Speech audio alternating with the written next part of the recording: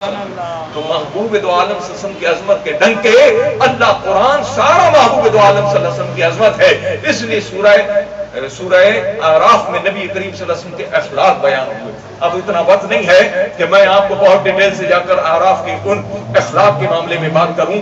باتیں بہت ہیں. رات ختم ہو جائے گی, زمانے ختم ہو جائیں گے, پر محبوب کے نہ مٹا ہے نہ مٹے گا کبھی چرچا تیرا.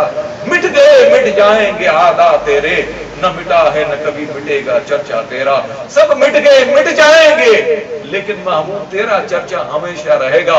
وَرَفَعْنَا لَكَ ذِكْرَكَ, ہم نے تو آپ کے ذکر کو آپ کے لیے بلند کر دیا. اب سورہ انفال میں اللہ تعالیٰ نے ارشاد فرمایا, یہ دونوں پہلی جو صورتیں تھیں مکی تھیں, اور سورہ انفال میں اللہ نے محبوب دو عالم صلی اللہ علیہ وسلم کے لیے دو بات, ابھی آیت کی تلاوت کی ہمارے قاری صاحب نے, ان میں فرمایا یا ایھا الذین آمنوا استجیبوا للہ وللرسول اذا دعاکم لما یحییکم. صرف میں اس کا سینٹرل آئیڈیا اس آیت کا سورہ انفال میں, اس لیے میں نے عرض کیا کہ نبی پاک صلی اللہ علیہ وسلم کی عظمت کو خاص طور پر اللہ نے بیان فرمایا کہ میرے محبوب دو عالم صلی اللہ علیہ وسلم کے مقام کو جاننا چاہتے ہو کہ اس کی عظمت کیا ہے, اس کی رفعت کیا ہے, اس کی بلندی کیا ہے, وہ زمین میں کیا ہے, زمین کی تہہ میں کیا ہے, آسمان پر کیا ہے, آسمان کی بلندیوں پر کیا ہے, مقام ہے اس مقام پر کہ جہاں جبریل کے پر چلتے ہیں وہاں میرے محبوب کا مقام کیا ہے, شرق میں کیا ہے, غرب میں کیا ہے, زمین و زمان و مقام میں میرے محبوب کا مقام جاننا چاہتے ہو تو اللہ تعالیٰ نے سورہ انفال میں فرمایا یا ایھا الذین آمنوا استجیبوا للہ, اے ایمان والو جب میرا محبوب, یعنی قرآن کریم کی آیت ہے, ایک صحابی رسول نماز پڑھ رہے ہیں, حالت نماز میں ہیں, مسجد نبوی میں کھڑے ہیں, حضور صلی اللہ علیہ وسلم نے اس کو حالت نماز میں آواز دی. اب جن کو نمازوں کی بڑی فکر ہے وہ ذرا اپنے اوپر غور و فکر کریں, جن کو قرآن اور اللہ پر بڑا تدبر ہے وہ فکر کریں کہ اللہ تعالیٰ قرآن میں آپ کو کیا دعوت دیتا ہے.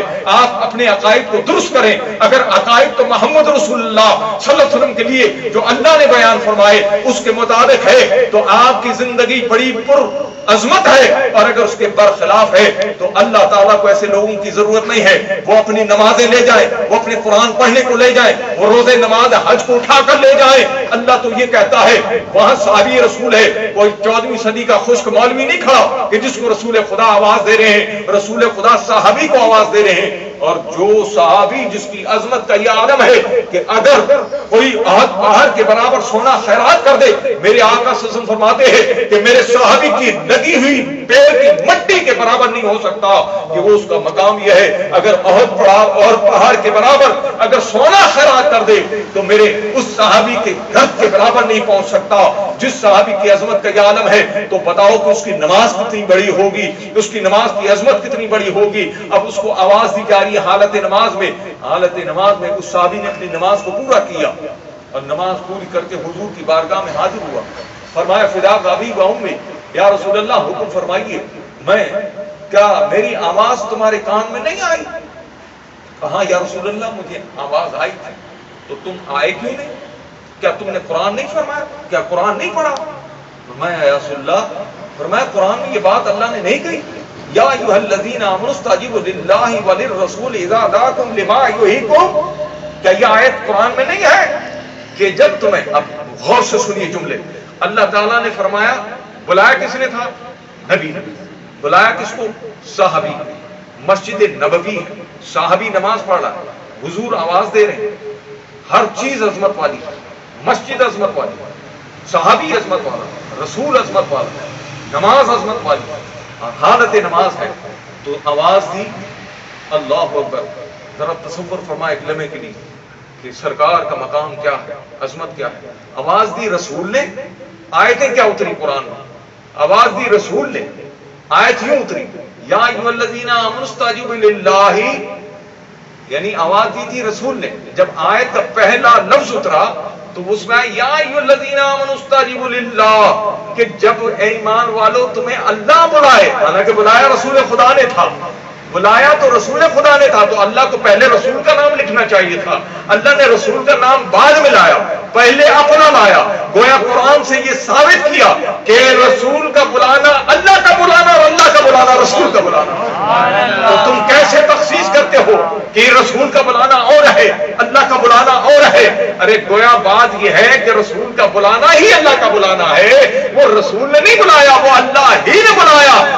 نماز میں ہو کہ اپنے کاموں میں ہو، اپنے بیوی بچوں کے ساتھ ہو کہ دنیا کے خرافات میں ہو، اگر تو تمہارے کانوں میں آواز آ جائے میرے رسول کی تو حاضر ہو جاؤ، حاضر ہو جاؤ۔ علماء نے اس میں لکھا کہ اس صحابی نے پھر فرمایا کہ اگر حالت نماز میں حضور تمہیں بلائیں تو نماز کو توڑ دو اور حضور کی بارگاہ میں آ جاؤ، پھر نماز کو جہاں سے توڑا وہیں سے اس کا آغاز کرو۔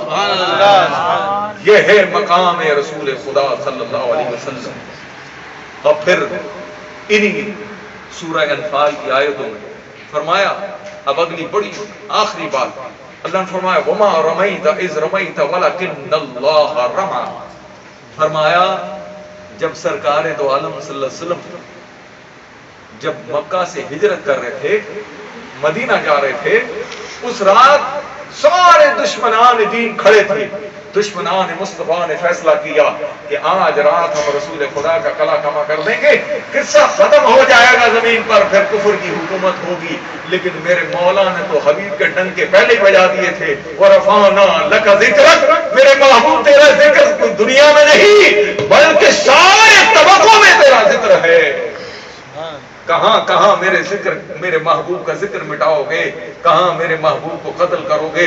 جس کی حفاظت کی ذمہ داری مولا لے۔ تو اللہ نے فرمایا میرے محبوب پریشان نہ ہو، اب نکلی ان کفر کے سامنے، وہ کافروں کے سامنے نکلے تو ذرا جب گھبراہٹ ہوئی میرے محبوب کو حکم دیا اللہ نے، اے میرے محبوب ذرا یہ مٹی اٹھاؤ۔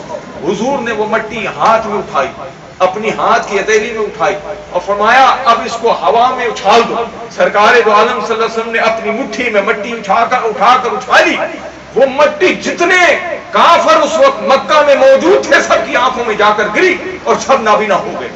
فرمایا میرے محبوب وما رمیت اذ رمیت ولکن اللہ رمی، یہ تم نے کہاں پھینکی، یہ تم نے کہاں پھینکی، یہ تم نے پھینکی نہیں بلکہ ہم نے پھینکی ہے۔ یہ بات کیا کہی مولا نے، میرے محبوب تیرا ہی تو عمل میرا عمل ہے، جو میرا عمل ہے وہی تیرا عمل ہے۔ یہی تو قرآن نے کہا میں یطیع الرسول فقد اطاع اللہ، جس نے میرے رسول کی تابعداری کر لی اس نے اللہ کی تابعداری کر لی ہے۔ اب کون ہے اللہ کو جاننے والا، کون ہے مولا کو ماننے والا؟ میرے محبوب کے دربار اس تہلیز پر اپنی زمین کو جھکا دو، وہ ایسے ہی ہے جسے رب کی بارگاہ میں جھکا دی ہے۔ اللہ تعالی ہم سب کو محبوب دو عالم سسم کی سچی محبت، ان کی معرفت اور ان کی حقیقت ہم سب کو اللہ جاننے، اس کو حاصل کرنے اور اس پر عمل کرنے کی اللہ ہمیں توفیق عطا فرمائے۔ آمین بجاہ النبی الامین۔ اللہم صلی علی سیدنا و مولانا محمد المعظم الجود والکرم وآلہ وصحبہ وبارک وسلم علیہ۔ یا اللہ کریم ہماری اس حاضری کو قبول فرما، ہمارے گناہوں کو معافی عطا فرما۔ آج اس محفل مبارکہ میں جتنے میرے بھائیوں نے، احباب نے، بہنوں نے شرکت کی، اللہ ہم سب کو دارین کی نعمتیں، برکتیں، عزتیں، رفعتیں، بلندیاں عطا فرما۔ ہم سب کے ماضی کے گناہوں کو معافی عطا فرما۔ اس ماہ رمضان المبارک کی خیر و برکتیں عطا فرما۔ یا الہی بالآخر ظاہر باطن خیر، میرے مولا مرشد کریم کے درجات بلند فرما، ان کو عمر درازی بالخیر عطا فرما۔ علماء حاضرین غائبین ان کے تمام مریدین کی خیر فرما۔ اللہ اس گھر پر، حاضرین پر، صاحب خانہ پر، سب پر اپنی خاص رحمت عطا فرما۔ وصلی اللہ تعالی علی خیر خلقہ ونور عرشہ اجمعین برحمتک یا ارحم الراحمین بحق لا الہ الا محمد۔